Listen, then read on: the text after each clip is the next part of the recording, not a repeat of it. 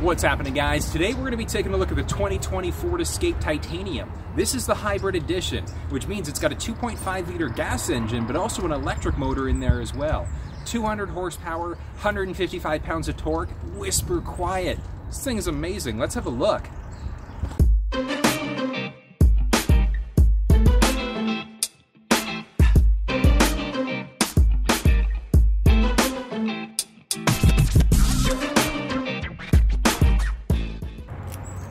As always, let's start off taking a look at the key fob here. So we've got a couple of things. We've got our unlock button, our lock button, remote start, lift gate or the trunk release, as well as the horn or the alarm button there. In order to be able to open up the trunk on this thing, there's a couple different ways that you can do it. You can press the trunk release button here twice, or it's got a foot activated component to it as well. So, key fob in your pocket. You got a bag full of, your hands full of groceries. All you're gonna do is swipe your foot underneath. And as you can see, it'll pop the hood open by itself, the trunk open, I should say, by itself. Amazing feature, love it. Button here in order to close it up. You can close it up using the key fob. You can close it up. There's a button by the dash there as well too.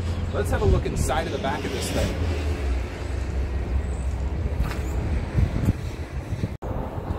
Looking in the back of the Escape here, tons of room. What we've come to love about the vehicles, picking this up, we've got our spare tire in the back, our jacks are off to the side.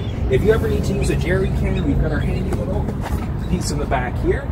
Put this into the gas tank first, and then you can use the jerry can from there. And let's take a look around to see how we fold those seats down.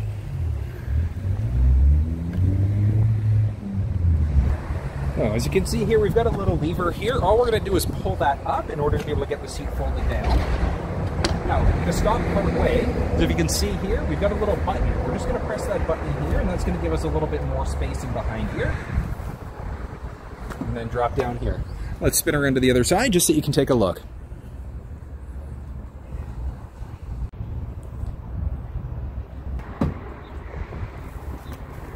Alright, a couple things to point out in the back here. Now this is the titanium trim level, so a few things to note. We do have a true leather seat in the back here. We also have a built-in inverter, so if you need to plug in a traditional wall outlet for like a laptop or a traditional cell phone, etc., you can do that in the back here. Along the back seat here, you also have the option holding this down in order to be able to get a cup holders in the back as well. Looking at the driver's side door, very similar to a few of the other Escapes that we've looked at, we've got our window buttons. So we've got our driver passenger side, front and rear. This button here is going to let you adjust the driver's side view mirror, passenger side view mirror. This button here is going to get rid of the ability for the rear windows to be rolled down from the back. And then we've got our seat adjustment, our memory here as well. So 1, 2, and 3 different settings. So let's figure out how to adjust the seats. Okay, looking here, we've got 3 individual buttons here, so little knobs that you can play with. So lifting this one up is going to lift the seat up. Pushing it down is going to push the seat down. Moving it forward is going to move the seat forwards and backwards from there. This next button here is going to control the actual backrest there. We can move that forward or backwards as necessary. And then the final button here is going to be for our lumbar support. So power lumbar support, driver and passenger side. Couple things to point out here. We've got our trunk release button, our gas release here, and then we've got a selector switch in order to be able to switch between our lights here. So a couple of the big ones to point out, we've got our off and then auto. Those are really the only settings you should be focused on. I do recommend keeping it on the auto setting. That's going to automatically bring on the daytime lamps as necessary. From here we've got our fog lights. All we're going to do is press the button in there to turn the fog lights on or off. And then we've got these switches here. These are going to be our dimmer switches, and these are going to make the instrument cluster darker or brighter as necessary. In order to be able to adjust the steering wheel on this thing, what we're going to do, so you can see there's a little knob here. We're just going to drop that down, and it's telescopic, so we can slide the steering wheel in or out as necessary, and then move it up or down. Once you're happy with the position, all you're going to do, back up in order to lock it into place. This is the screen that you're going to be met with when the vehicle's first turned on. You've got your maps here, audio on, off. You can also turn the audio on or off from here. And then you've also got the ability to add a phone here. Looking here, we've got some of our apps. So looking, we can see where the battery is actually positioned here in the vehicle, and it'll let you know exactly what's happening with the vehicle. We're idling right now, so we are running off of the battery. It will switch between the battery or the gas as necessary. Here, let's jump into our audio settings now. So audio,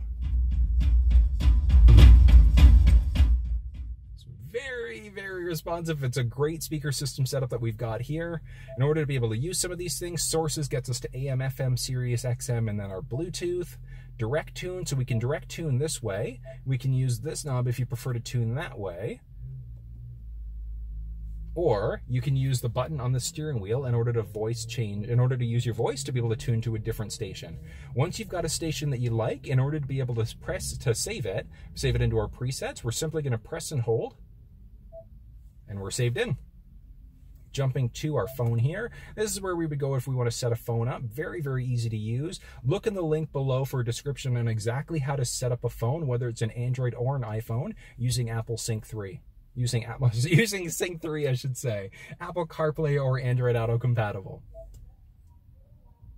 Looking at our navigation from here, so this is going to be the maps button. This is going to be the maps option here. So the maps are going to be built into the titanium. If you're looking at any other trim level, it's not going to be available, but it is in the titanium here. If you don't like to use the factory apps, that's okay. You can use our Sync 3 system in order to use either Android Auto or Apple CarPlay. So if you prefer to use the Waze app, you can do that through this center screen here. Looking back at our nav here, jumping inside, we've got a couple different settings that we can change around here. A few of the ones that I'm going to point out, home and work. You can set your home or your work address from here. And then rather than constantly having to plug it in, all you do is press the voice button, say navigate home, and it'll automatically direct you to your home from there. Looking at our settings from here, we've got a couple options. First off, starting off our sound settings. That's where we can adjust the treble, mid-range, bass, all that fun stuff. Clock. Couple settings for the clock here. So we're currently running off of 12-hour mode. If you prefer that military time or the 12-hour or 24-hour, I should say, I'm just going to press that button here to do that. A few things to point out, we've got our daylight savings time. So I recommend keeping that one on. It's automatically going to update the clock based off of the time of year. So in the spring, obviously, we have to spring forward an hour, fall back an hour in the fall as well. Just daylight savings time, that fun stuff.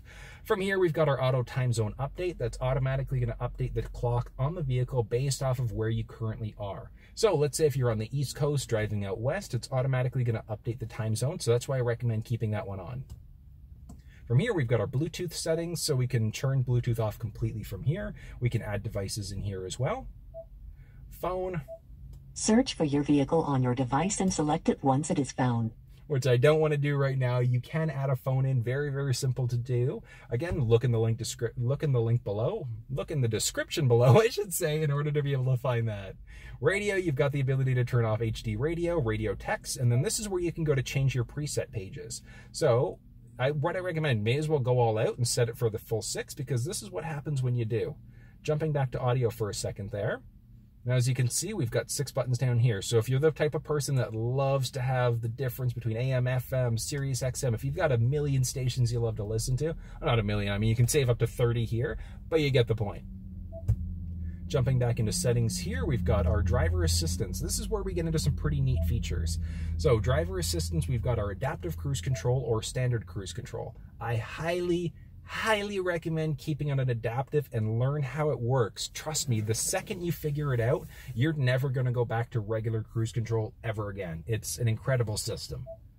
Here we've got our lane keeping system, so we've got a couple different modes here. We've either got the lane keeping system alert, the aid, or the alert and the aid. The alert is going to be a shake on the steering wheel. The aid is going to recenter you and pull you back into your lane, as we can see here. And then the alert and the aid are going to do both. So you'll get a little little shake on your steering wheel, as well as that pull back in as well. Alert intensity, we can go high, normal, or low. That's going to be the intensity of the shake on the steering wheel that you get. From here, pre-collision assist. Distance indication lets you know how close you are to a potential collision in front of you. Active braking, leave this on. I highly recommend it. What happens in pre-collision assist? If the vehicle recognizes you're potentially going to be in a collision, if you're not braking, it'll automatically brake for you. If for whatever reason it can't get out of the, or if it can't stop in time, I should say, evasive steering is going to come into play and literally take the steering wheel control away from you and crank you out of the way of that potential collision, or at least be able to minimize the severity of the impact by doing so. So I do recommend keeping that system on. Rear camera settings. So this thing does have a reverse camera. Just going to flip to that for a second. So you can see there, we've got a reverse camera there. With the delay, that means that it won't come on instantly. It'll take a couple seconds before it comes on. From here, we've got our blind spot system. That lets us know if there's anybody that's entered the blind spot on either side of the vehicle. So let's just take a quick peek around here for a second. So you see this little guy, let me get my hand out of the way there, this little guy right there. That's going to highlight, that's going to become orange when somebody's entered the blind spot on either side of the vehicle. Great assist, again, that's going to be something when you're going downhill. It can help you out to slow the vehicle down a little bit more gradually. Cross traffic alert there. If there's an oncoming vehicle that you don't see, a perpendicular oncoming vehicle, I should say. So if you're driving straight, somebody's coming from your left or your right and you don't see them, you're going to get an alert on the vehicle saying that there's a potential collision or that there's some sort of a warning there. So you can turn that off. I do recommend keeping it on. The driver alert is going to be tied into that lane keeping system. So if you get too many alerts on the lane keeping system, this is going to come in and say you should probably be resting. Traction control you can turn on or off here as required. Jumping back into our vehicle now, we've got a couple other settings that we can look at here. How long is the vehicle going to idle for? We can turn that on or off for max 30-minute idle. Easy entry exit means that we don't have to use our, well, what happens with our easy entry exit? So seat adjustment's automatically going to happen when that comes on. From here, we can set up our My Key. My Key gives you the ability to have, let's say, the radio not be able to come on until the seatbelt's on. It can limit the speed of the vehicle, things like that. When the vehicle's remote started, what happens here? That's the important part. So when you're remote started from your key fob using the Ford Pass app, what happens? So climate control, you can either go auto or your last setting. Auto is going to obviously be whatever the vehicle believes the right tab and the right tab. Let's jump back and do that again. Remote start system here. So a couple things to look at. The big one is going to be climate control. Looking here, what happens when the vehicle, actually, let's go back here. Looking at remote start setup here, this is going to be the important part. When the vehicle's remote started, what happens? We go to climate control here. We can set it to auto. So the cabin of the vehicle automatically is going to figure, or the vehicle, I should say, is going to figure out what the cabin temperature should be. Last settings are just simply going to do exactly that. It's going to turn the vehicle settings on to whatever they previously were last time you were in the vehicle. From here, we've got our seats and wheels. So when the vehicle's remote started, what happens to the seats and wheels is automatically going to be adjusted based off of the fob, or is it going to be off? And then duration of that remote start. So you've got a couple options there. You've got a 5, 10, or a 15-minute duration. Back up here, we've got our ambient light. Obviously, the ambient light, we can't see the brightness right now just because it is daytime, but we can select the brightness there. And you can also choose the color a little bit later on in the menu I'm going to show you. Wipers, we've got a courtesy wipe. Keep that off, especially if you live in Canada or anywhere where you get any sort of snow or ice, especially during the winter time. Because what happens is, with the courtesy wipe, it's automatically going to wipe the windshield for you once. If the windshield's stuck, or the wipers are stuck on the windshield, you're going to be SOL, you're potentially going to burn out your motor. So don't do that. Rain sensing wipers, keep that on. The rain sensing wipers are amazing. They're automatically going to adjust the speed of the wiper as necessary. Power liftgate here. So you can turn that setting off completely if you don't want to have the switch in the back enabled. Then we've got some different lighting options here. Auto high beams. Keep auto high beam on as well. So it works in tandem with the automatic lights that we've got on the side of the vehicle as well. Outside of the vehicle, I should say. Auto high beams are automatically going to turn the high beams off, dim them, or shut them off as necessary. You don't need to worry about pushing the stick anymore to make that little blue light come on. Keep this on. From here, we've got locks. And that's going to be some of the locks inside of the vehicle. Again, don't need to worry about any of this stuff yourself. The big one is going to be this door keypad code. So you can get into the vehicle if you don't have the key on you by entering a 5-digit code. There's a unique one for every vehicle that's made. You can set your own custom ones here as well. Looking at a few more settings here, Ford Pass Connect. This is where we're going to have some other options in the vehicle with that Ford Pass modem. From here, we've got general settings. Looking next, we've got our general settings here. General settings, we're going to have English, Spanish, and French. We can choose different languages there. Choose between Celsius or Fahrenheit. If you're in the we're in Canada, so you can go kilometers and liters per 100, or you can go miles per gallon if you're down in the States. Change out that tire pressure if you have a preference there. This beep here, we can get rid of it by turning this off here. A couple other things about sync, software licenses, master reset. This is where you're going to go if you need to reset everything on the vehicle itself. So if you're selling it, go to the master reset in order to be able to do that. I believe that's it under general. Excellent. Next up, we're going to look at Wi-Fi. Wi-Fi and automatic updates, they're going to work in tandem. So you want to make sure you're connected to Wi-Fi at home and automatic updates are turned on. With auto updates on, it's going to update the firmware and software in the vehicle. The only thing that's not going to get updated is going to be your navigation. So navigation you do have to do either at the shop when you come in for servicing for the vehicle, or you can download the maps online and you can do it yourself. From here, we've got our 911 assist, which is going to come into play when we have our phone connected to the vehicle. Mobile apps is the same idea. You need to have your phone connected either using Android Auto or Apple CarPlay in order for that to really function. Looking here, we've got some options for the display, so we can turn it off completely, give it more of a calming screen, which gives us this screen here. Touch it in order to activate the screen again. And let's jump back into the settings there and display. You can get rid of the background brightness and mode. The mode here, we've got auto, so it's going to come, we're in daytime mode right now. Let me show you what nighttime mode looks like. It's going to take a second or so for it to come on. Just bear with it. Perfect. So this is our nighttime mode here. I personally love the look of this, so I would keep it on this nighttime mode, but it's whatever your preference is. If you like the daytime mode or if you want to switch between the day and the night mode, keep it on that auto setting there. 3, 2, 1, and go. Perfect. There we go. All right. Next up, we've got our voice control here, and we've got a couple options. We've got our advanced mode, phone confirmation, and voice command lists. So the voice command list, let's start there. I'm going to press the voice command button on the steering wheel. As you can see here, this here is our voice command list. So I do recommend keeping that one on until you get the hang of what you can and can't do with the vehicle. Advanced mode is going to turn off certain things. So you're not going to get as many prompts or notifications when you, let's say you change radio stations, things like that. So I'm going to show you an example of what that's like. Tune to 94.9.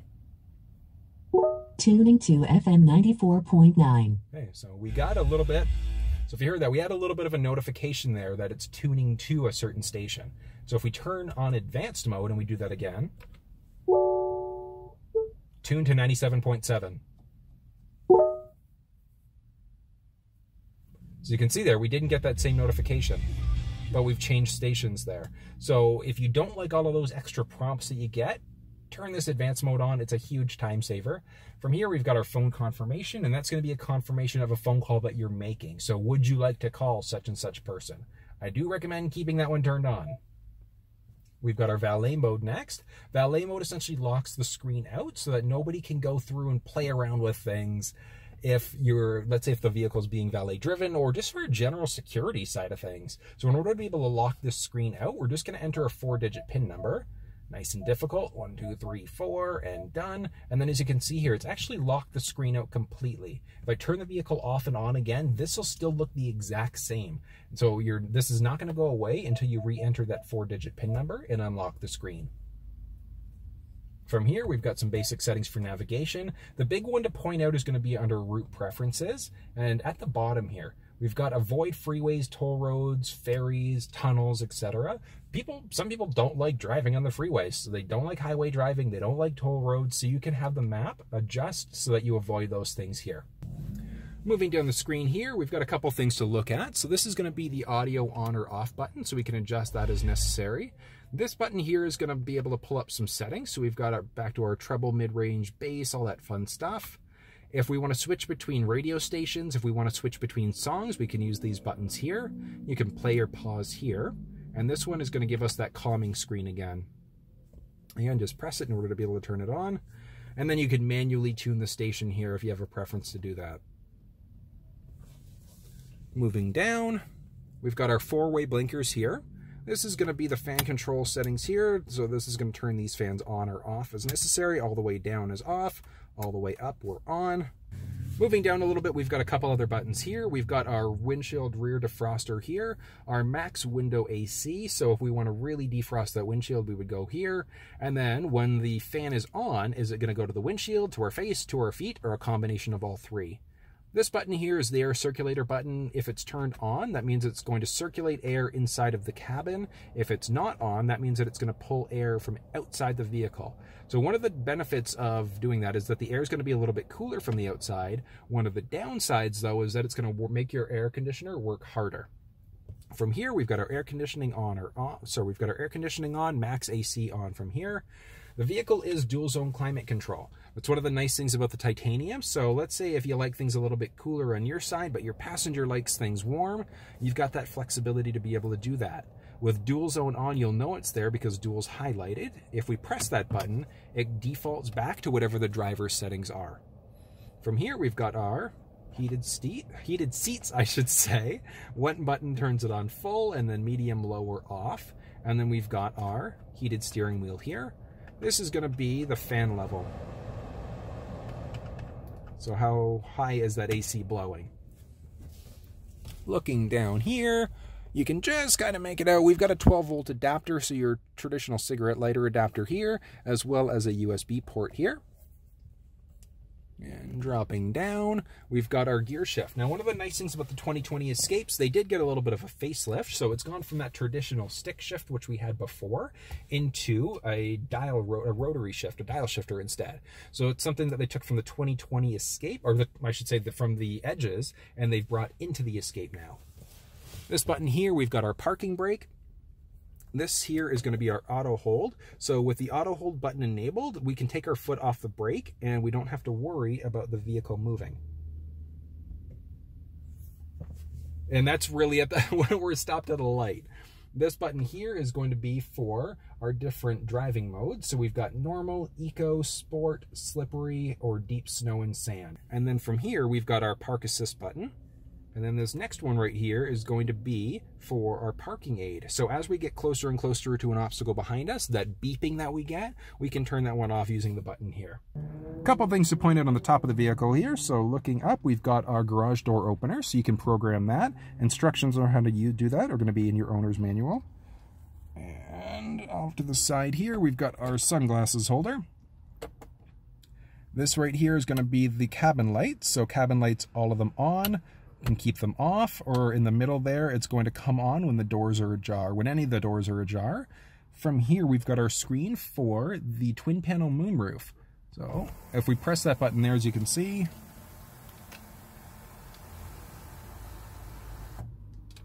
when the actual cover opens up there, and then we've got a secondary button there where if we press that, that's going to open up the actual sunroof. Twin panel sunroof, this thing is a beast. Halfway, single button press is going to open it up the majority of the way. One more press will open it up just a tiny little bit more. And then to close it, all we're going to do, press the button once,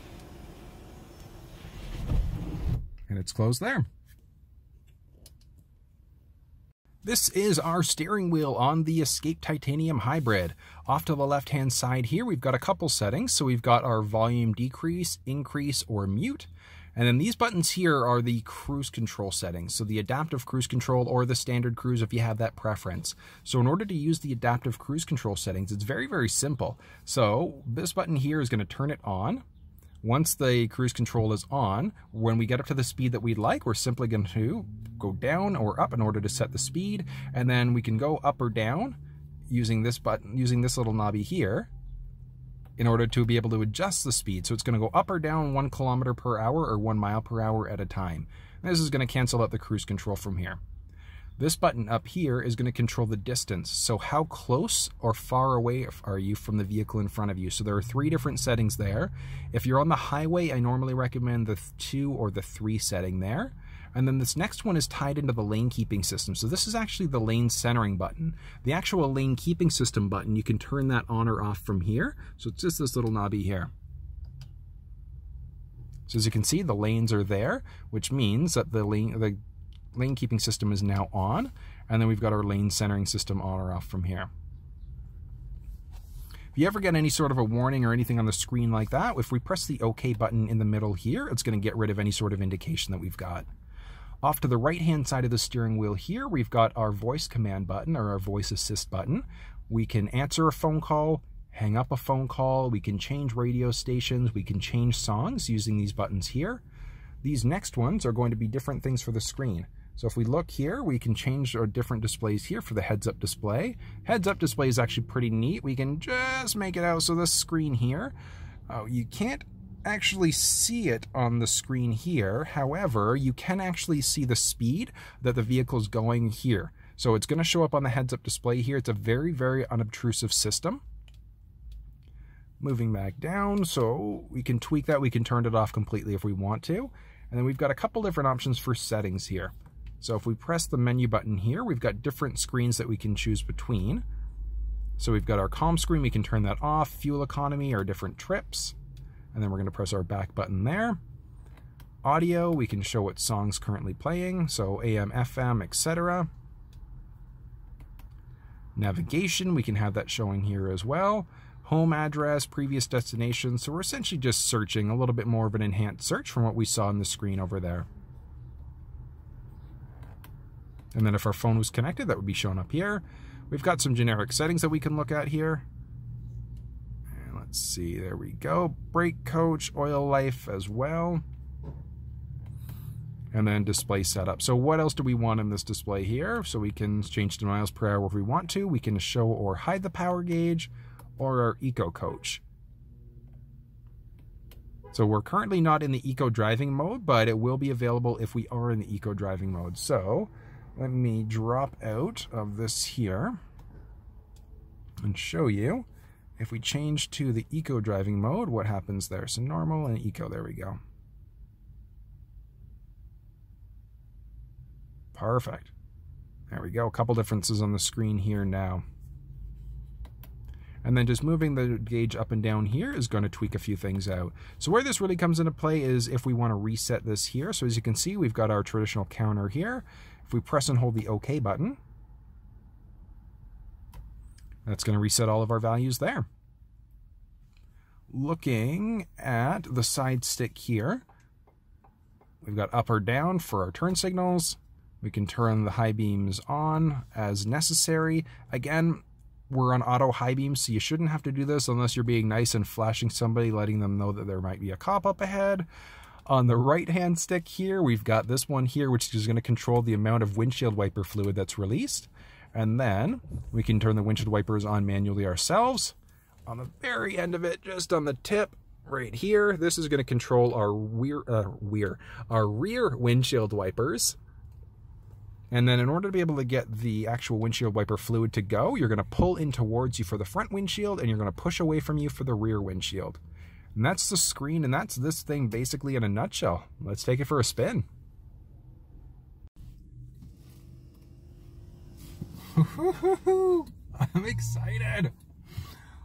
Now for the fun part. Let's take this thing for a spin. I can't believe it's on right now. It's so quiet. This is surprisingly my first time ever driving a hybrid vehicle. This is going to be fun. I can't believe this thing is on right now. Like, you don't hear anything. Anything. Amazing. Let's do this. Let's get a little bit of AC going in here. Oh, that's nice.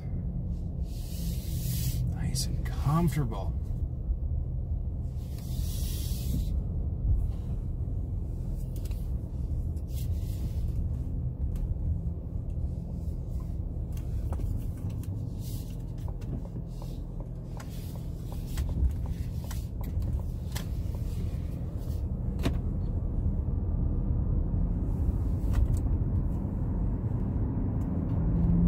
I literally feel like sitting there saying, is this thing on?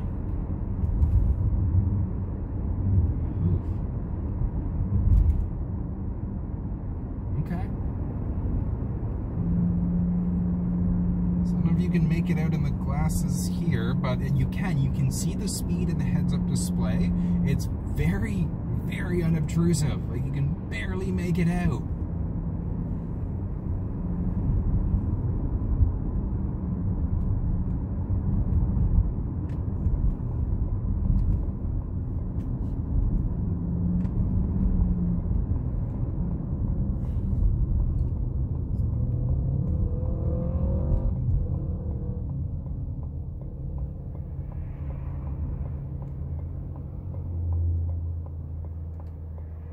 Brake coach, there we go, if you can see that screen there.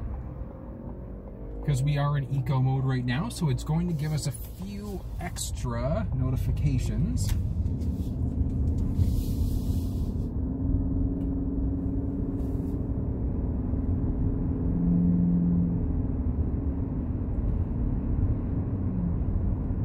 That's nice. Fully digital dash. This thing looks gorgeous.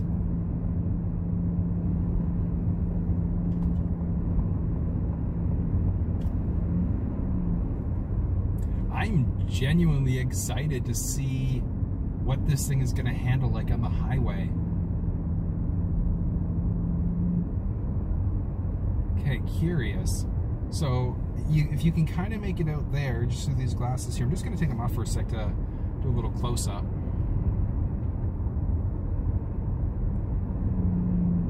So you can see what happens as I play with the gas a little bit here and what that does to the values.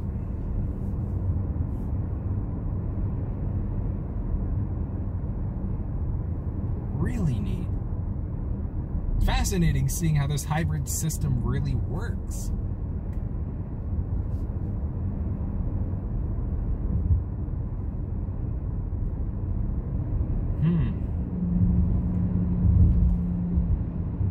And it's seamless. It's seamless between when it uses the gas engine versus the electric engine, and the electric motor, I should say, instead.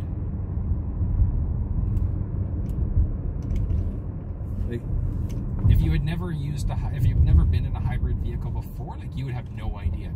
Outside of it being super quiet, you would have no idea that it was switching between a battery versus traditional gas engine. Gas engine's on, obviously, because I'm speeding the vehicle up. When I get up to speed, it should stop relying on the gas engine so much and switches over to the battery. It makes sense. My foot's off the gas, I should say, right now, so it makes sense that it wouldn't be relying. Oh no, it's still relying on the battery. So it's really when you don't have your pedal down too hard, that's when it's going to be focusing more and more, obviously, on the battery instead.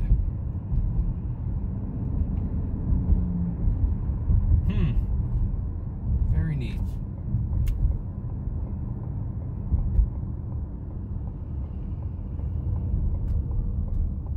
And it's super convenient just how unobtrusive that screen is, that heads-up display. Like, you can barely notice that it's there. Like, if there wasn't a little cutout, you would have no idea.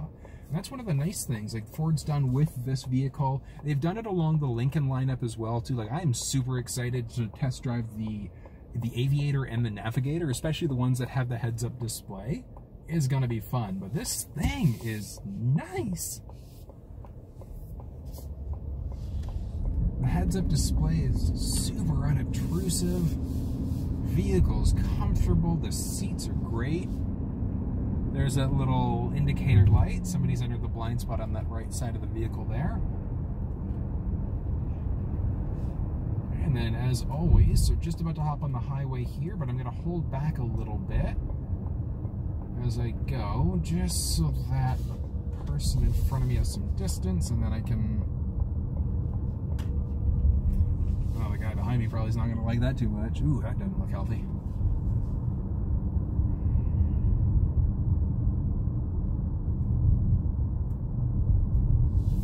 Okay, let's see how this thing does getting up to highway speeds. I'm assuming that it's going to be the gas engine doing the majority of the work here. Yeah, oh no, okay. That's about a good 80-20 split right now. Up to speed. Okay. Up to speed, still relying on the gas engine, so I'm just going to turn on adaptive cruise, and I'm just going to let the vehicle do what it does now. So with adaptive cruise on, I'm 100% relying on the battery right now. Now, mind you, the vehicle's only traveling at about 94 kilometers an hour right now.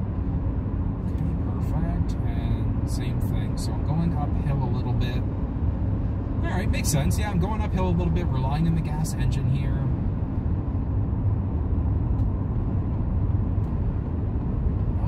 blind spot indicators. Okay, but what I'm going to do is turn it off. Okay, and obviously relying 100% on the electric motor there.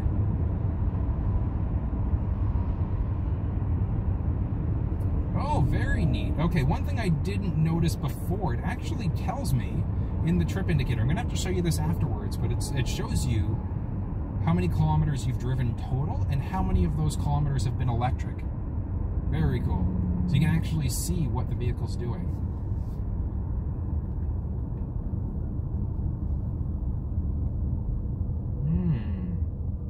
Very neat. Okay, our heads-up display also shows the kilometer that we've got it set at, if we've got the adaptive cruise or if we've got cruise control going. I'm curious if we do maps as well, if that's going to show up.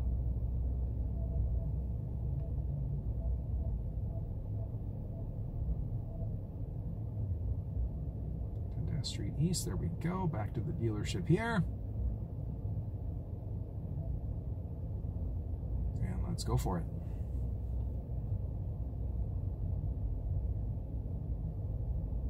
Obey traffic laws, be alert, and use voice commands while driving. Okay. Turn left now. Oh, very cool.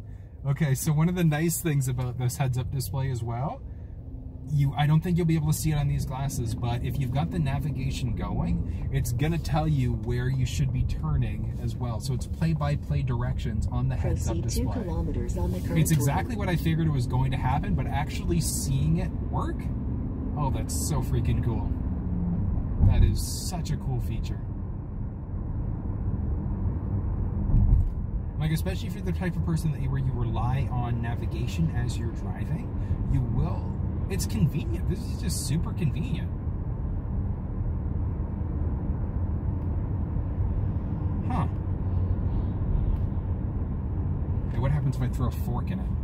Oh, I'm turning here instead now, GPS. Figure it out. What are you going to get me to do?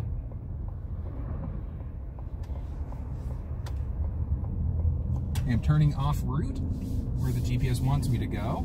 Oh, of course it does. All right, instantly, the second I turned, it instantly updated it, letting me know that I should be going this way instead. Of course, all GPSs are going to do that anyways, but it's just kind of cool to see it. And it's updated right under that heads-up display too at the same time. 600 meters, and it's accurate.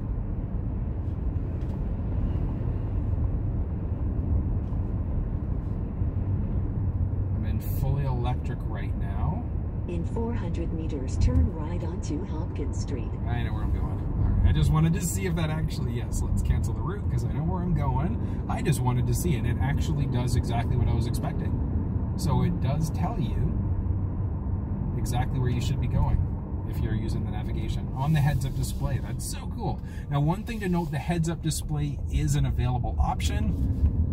And I believe it's $23.50 because it gives you the heads-up display and it also gives you that twin panel moonroof up above us.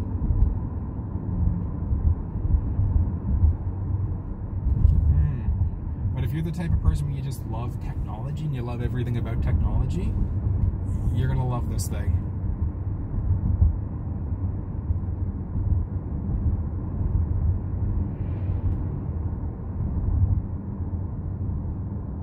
Okay, so one thing to note, so I do have the lane keeping system on, but I was avoiding a pedestrian. So it initially tried to pull me back in, but it realized that I was trying to get out of the way of something, and it didn't try to recenter me, which one of the nice things about that lane keeping system, it's not going to get you into the way of a potential collision.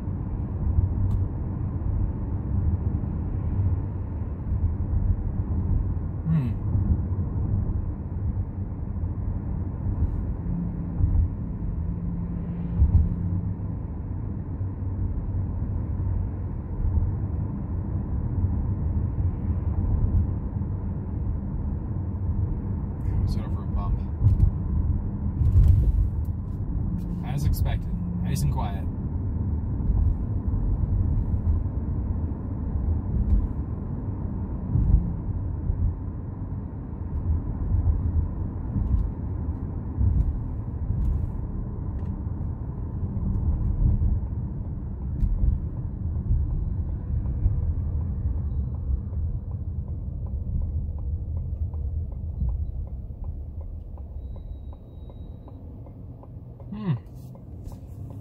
Very neat. Very neat. So that total trek that I just finished doing, 8.8 kilometers, 4.6 of those kilometers were done electric, which is pretty cool. So if you're the type of person where you drive high kilometers, if you're not the type of driver where your foot's hammered down every time the light's green, this is a good option for a vehicle. So we're looking at a combined 5.9 kilometers, 5.9 liters per 100 kilometers. In comparison, the traditional Escape is either 8.4 or 9.2 per 100. So you're saving yourself potentially hundreds or thousands of dollars depending on how much you drive every single year by looking at a hybrid vehicle instead. Makes you kind of wonder. Huh.